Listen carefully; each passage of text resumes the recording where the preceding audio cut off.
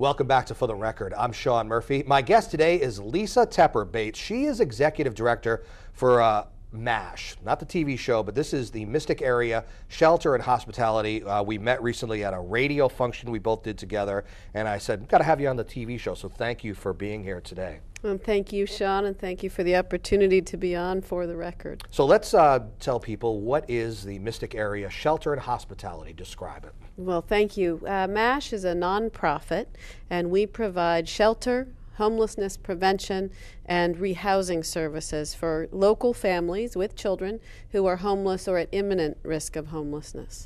And, you know, it seems pretty self-explanatory, but maybe talk about how it was decided that a place like this was necessary way back when it started out. Well, thank you for asking about that. And MASH has, I think, a history that speaks to our community spirit and the support that we have in the local area. MASH was founded in large part by the Reverend Dr. Ken Carpenter, who at that time was the minister of the Union Baptist Church. Big white hill up on top of downtown Mystic. It's sort of the iconic image of Mystic. And Ken Carpenter found a note in the collection box after the church service one Sunday, and it was a woman who, having no other place to go, had spent 3 nights on the church steps. And to him, that was a shock. He didn't think of Mystic as an area where there might be people who were homeless. So Ken is a wonderful man and has a big heart and cares about the community. So he got together with other church leaders, members of congregations, business leaders, and the local governments, local town governments, and started to think about what could be done and what was needed. And as they all started looking together into this issue in our area, they decided the biggest need that is a bit invisible, to tell you the truth, Sean, but it is a need nonetheless, and that is to help those families with children who have no place to go. And those are families who have been evicted or who have been on hard times, staying with relatives or friends who can no longer have them stay there, and they become more and more desperate and finally do need emergency shelter. And this is the need that MASH has been filling now for close to 15 years in our community. Wow. I want to glean in on something that you mentioned there, and that is the invisible part of it. And that is a problem, because if people aren't aware of an issue or a problem, they don't know about it, then usually nothing can be done about it. Well, that's right. When people think of homelessness, we tend to think of the benighted soul that we've seen at the train station. Yeah. And those are the single homeless. We believe that they are more likely to have mental illness problems or substance abuse, and statistically speaking, sadly, that is the case. Families who are homeless, you aren't going to be as likely to see on our sidewalks or in our train stations. And their problem is a different one. It is largely economic. So the families with children that we are working with have gone through, as a rule, some type of traumatic and serious economic event. Perhaps they lost a job that was the main income for the family, or hours were reduced so substantially that they could no longer pay their rent, or they had perhaps a medical problem in the family that ate into their small savings and the next month's rent payment. Or transportation. And Sean, you're also living in this area. You know that it's a beautiful area. We love it here. But transportation is a challenge. Yeah. You can't really rely on buses or subway systems the way you can in a metropolitan area. And cars are expensive. And all it takes is one really serious car problem to put your automobile, that might be the way you get to work and from work to the grocery store to feed your family. Your car's put out of service, and your whole life can really start falling in on you. Yeah, it's like a domino effect, isn't it? One thing affects something else, the job, the ability to pay the bills, and before you know it, you're in a situation where maybe a place like yours is necessary for them to be able to survive, so to speak. Well, that's right. And Sean, just one good example of that. In Hurricane Sandy, for example, our typical clients are, they are low skill, they are low education, and they are in the service sector jobs that need to be filled in an area like ours. We're largely a service economy. But many of those folks are hourly workers, and during Hurricane Sandy, many of them lost work hours. There was no compensation for that. Yeah. In addition to what many of us suffered, losing all the food in your freezer and nobody's going to help you pay back that. Many of our families lost the equivalent of half a month's rent in lost work time and loss of food in their freezers and refrigerators. That's a real blow to them. Yeah. Yeah.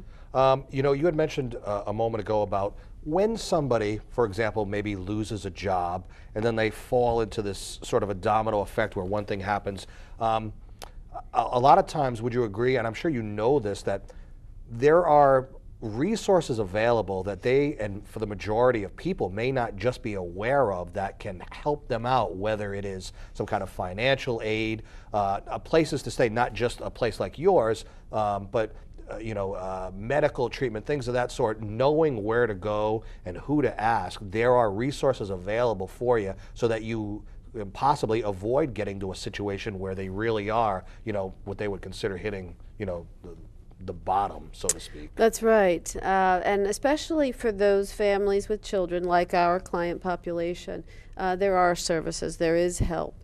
And there's a terrific statewide hotline run by the United Way of Connecticut, 211. You dial 211 from any phone, and they can help identify resources to help you, whether it's child care or food, or there are different services that might provide some funding or medical help.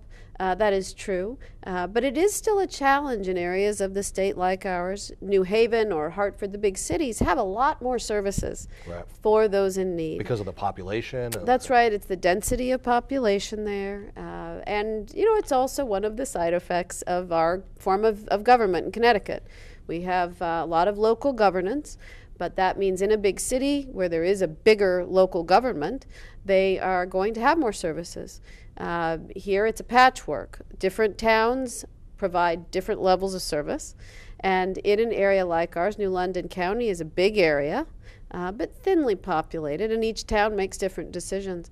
So there's not as much in the way of help, and that's where we know every day at MASH that our work is important. Because we're helping fill that really critical need, and we're not competing with the other service providers. We work very closely together as a network. Someone, you know, if you're filled, or maybe they are at the moment, maybe you can refer them to someplace else for them to go, so that it's a, you know, sort of a well-oiled machine, so to speak, so that nobody's left out. You know, thank you for that, Sean, because even better, the providers of service to homeless families in New London County, we are working together as a system. So 5 days a week, we are cooperating and coordinating with each other so that we can address the needs of families with children who are either, again, imminent risk of homelessness or homeless. And that's important, Sean, because homelessness is very damaging to children. Yeah. It's a traumatic psychologically experience. as well, you know, and maybe, you know, medically, physically. You know, you had mentioned that the bigger cities, you know, seem to be more, there's more of an ability to be able to help people there. Who would have thought, when you think of like historic and pristine greater Mystic area, that there would even be, you know, a homeless problem in a very rural area like we are compared to the bigger cities of the states? But it's true, isn't it? It is true. And unfortunately, with the economic crash, in 2009, homelessness in rural and suburban areas like ours, all across America, went up by 30%. Wow.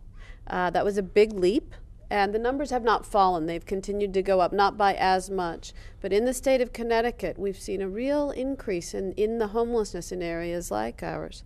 And part of that continues to be driven by the slow economic recovery. Do you see, from your perspective and what you do for a living, can you see us coming out of it? Do you see a light at the end of the tunnel as far as the economy, the recession is concerned? Or? Well, I'd like to think so, but I will tell you it's still challenging here. The Eastern Connecticut Workforce Investment Board, for example, they will tell you that right now in Eastern Connecticut, there are 7 job seekers for every new job opening. No kidding. Wow.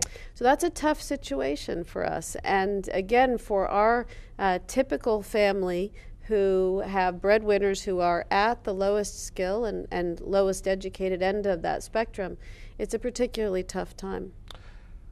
Yeah, it really is, and it's a question that I ask of all my guests if they can see us coming out of it, depending on what they do or their vantage point. And a lot of people almost have the answer of very hopeful and kind of can see it, but we're not there yet. I think, I'm sorry to say, I think that's the way to look at it, because we are still seeing different employers who have to cut back work hours. We are still seeing a small number of layoffs. And we understand that. We need our employers, we support them, and we understand that they have to do what they have to do. But we at MASH, at least, are not seeing the extent of new job creation that we do hope to see in this area. MASH stands for Mystic Area. So what is your basic service area? Is it Mystic Area? Do you have people coming in over the border, maybe from Rhode Island, or how far out do you go? Right. Well, in cooperation with the other service providers, we are really working together as a network to serve New London County, Connecticut. And we have great cooperation with nonprofits on the Rhode Island side of the border who do a wonderful job serving that area. Certainly in especially the Mystic Stonington area, there is a sort of cross-state border community.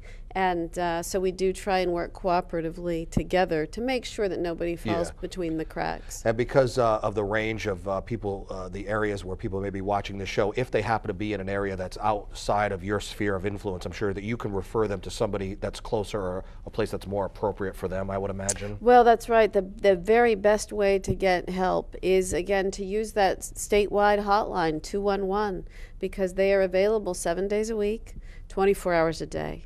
And we work very closely with 211 so that they know what we're doing and what services we can provide. And it's a great referral source because for any amount of need or any range of needs, they can provide help. And like we were saying before, if someone is concerned that you might not have either the facilities available to their specific needs, they shouldn't hesitate to call or visit anyway, because you might be able to refer them to someplace that, again, might be more appropriate for them. That's right. That's right. And that's and that's what we're in the business of doing, is helping provide answers, helping provide direction, or at least problem solve and give good ideas. That's right. You mentioned the numbers a few moments ago, but maybe in a more general sense, I'd like to ask the question of the state of homelessness in general, and maybe even more specifically the family part of it, which is what you serve as opposed to the individual. But because, like you said, you can kind of see that more visibly because it's the more stereotypical sitting in the the train station kind of thing. But for families in general, you had mentioned the numbers are actually increasing, unfortunately. That's right. And our best indicator, it can be hard to get a very firm number of how many families are homeless in a year. But to give you an idea, once a year we do what's called the point-in-time count, which is something like a census of homelessness. And last year there were 59 families with children on one night, this is just on one night, who were homeless in New London County. Wow. So that gives you some idea of what we're talking about. We estimate that in the course of a year period, last year, we probably as a community sheltered over 300 families who were homeless in the course of a year. Is the need greater in the colder months, in the winter months, would you say, or not necessarily?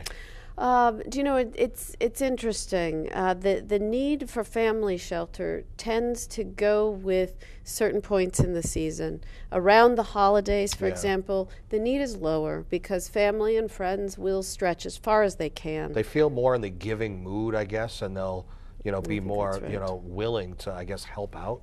Well, I think that's right, and sometimes that's at a risk to themselves. What we often see, and was not the case 25 years ago, for example, we see family members who say, I would love to keep my daughter and her children here with me, but I'm in a rental arrangement, and my landlord has told me I can't have them here. I'm breaking my lease. Right, yeah, they're in violation of it. That's right. So they will try harder to make an agreement with the landlord during the holidays, but then in January we are likely to see new and higher numbers of families who have to move. And it's hard for the whole family. Yeah. It's very hard for all of them.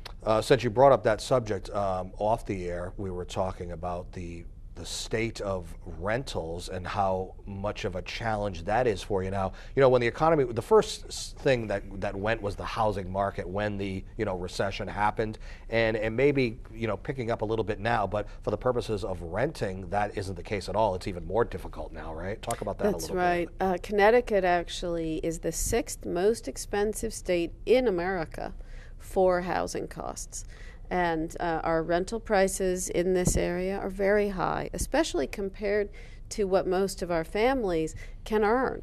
The average family that we work with perhaps has a 25, maybe 30-hour-a-week job. It's very hard in this economy. Again, that's sort of the entry level of the service industry to get a 40-hour-a-week job. It doesn't happen. And the wage rates are what they are.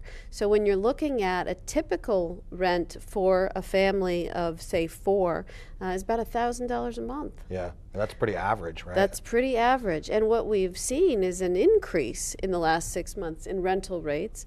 And that's because there's more pressure on the rental market as people have sadly lost their homes. We have a lot of new entrants to the rental market who were not renting when they owned their homes. Which means demand is up for the rentals, which means the landlords can go up on the price. But if the housing market is so low, isn't that the time to buy when your houses are cheaper? But unfortunately, you know, a person in a typical or that type of financial situation, might, regardless of how low the cost of the house is, it might not be, it's out of their range, unfortunately. Well, that's even right. in a bad housing market. I think that's right, and there's a real problem, which I was at a seminar with the head of the Eastern Connecticut Association of Realtors.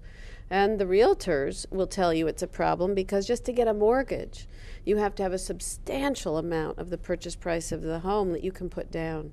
And that means that it's not just my client families who can't afford to buy homes. It's teachers, and it's police and firemen and others in our community who are really pretty solidly middle class. Yeah. So there's a bigger problem there about our home buying community. The definition of middle class probably has changed over the course of time too, you know, unfortunately. You know, the term or a person's impression of what a shelter is or was is probably very different in reality what it is today as far as the services and the accommodations and things that are offered to be able to help a person try to get back on their feet, I would imagine. Talk about that a little bit. That's right, and I'm glad you asked that question. When we really started to see the homelessness problem in America explode, really you have to go back to the 1980s. And there are a lot of reasons for that, but that's when we really saw the uptick, and any of your viewers in our age group will remember this. And shelters started opening, thinking, well, if people are homeless, we have to shelter them. But the real question that we now are more focused on is how do we get people out of shelter? And how do we stop them from needing it? How do we help them hold on where they are and not end up in shelter? And our shelter it's a nice place. We have scattered sites, so these are apartment-style units. But the thing is, Sean, no matter what kind of shelter you're in, it can be a mass shelter, which you might think of, where you all eat lunch and dinner in a big communal room, and your family has only one small bedroom to itself, or like my shelter, where it's scattered site. You know you're in a shelter. You know you're homeless. Right. And there's a lot of stress associated with that. It's not a healthy situation for anyone. So the real focus across America now is in preventing that homelessness, trying to help families stay when they're on their last legs in a situation, help work it out so they can stay there. You're a last resort kind of a thing. That's right, that's right. And that is actually, it's a more efficient solution in terms of the dollars that you spend, and it's better for the whole family. Sure. To not end up having to go through the dislocation, the stress and the trauma of homelessness. If you don't catch them there, and if they do need shelter, then of course we want to provide that shelter. But then from day one, we want to be talking about what's the plan, how are we getting out? You don't want them to kind of, you know, use it as a resting spot for a while. You really want them to, how does a person get over their pride in, you know, they need some of your services, but a lot of people have pride, and I guess understandably so. Right. What do you say to them? What can they do to get over that and reach out if they really need you? Right. Well, we try and say, you know, everyone at some point in their life needed a hand up, whatever that was, whether it was a mentor for your education or somebody to help you along when you needed a loan for a car or what have you. And there's no shame in that. There shouldn't be shame in that. Yeah. And that's very much the way we think about our services. We are there to try and help fill in when people have perhaps no family or support network here. We've had folks who moved here for a job with their family only to be quickly laid off. Yeah. That's hard. Yeah. They don't have a support network. We have worked with struggling single mothers who couldn't rely on their own parents due to the fact that perhaps they both passed away. Yeah. Right? Or we have had mothers who have said to us, I'm going to do better than my own mother because she always had an alcohol problem and I'm not going to raise my children in that kind of environment. And they are really doing their best, having had no proper parenting themselves and not having, by virtue of those problems in their family, any support and resources to fall back on. How long is a person allowed to stay within your shelter network? Is there a limited amount of time, or how does it work? Well, what we're trying to do for the best health of the family overall, and to use our shelter resources well, we're all trying to say 30 days. That is a national best practice standard. That's not just you. That's like like you said, a standard, kind of length of time that seems like a good number. It's a goal, and different programs will say different lengths of time, but the real national goal is 30 days. So from the time you come in, we're going to start talking about what is our plan. And we're not going to give you one, and we're not going to override what yours is, but we're going to try and work with you to develop one or to see yours through. And that's a great thing. We're trying to empower, and we're trying to access resources, and we're trying to help identify with families what do they need to put things back together.